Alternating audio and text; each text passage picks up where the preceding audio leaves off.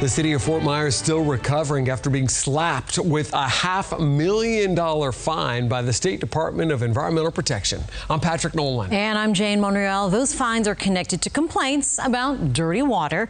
Fox 4's Rochelle Lean at City Hall tonight to show us how they're keeping to keep that from happening again.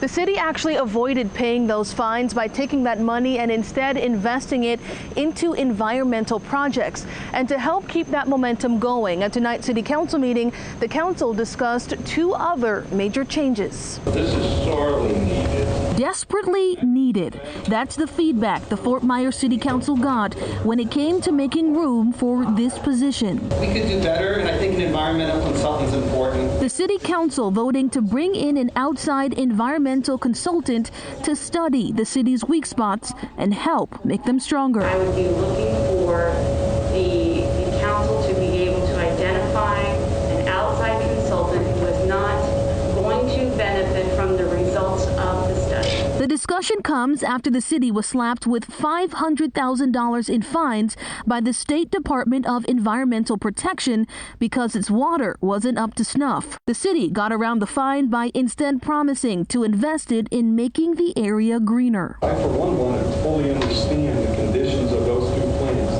and ensure that we're not at risk of a serious failure. But the council wasn't done. They also discussed the need for a total audit of the city's water system. Does the audit we already approved include those, or can we make additional requests on that contract? But it was revealed on Monday that the city's Public Works Department is already doing one in an effort to revamp its master plan. Look at what our future demands look like, what the current state of our assets are, and what we need to do to both plan and fund future investments in these assets. That said, City Council members weren't quite sure if that audit would go deep enough into the existing water issues, so they're planning to review the audit contract and discuss additions to it at a later meeting. I would like this to be able to fully understand the conditions, the state that our water plants are in. As far as when the council will discuss those additions, they're not entirely sure. We also learned at tonight's meeting that the contract is over 90 pages long and it won't be available for them to read until March 15th. In Fort Myers, Rochelle Lean, Fox 4.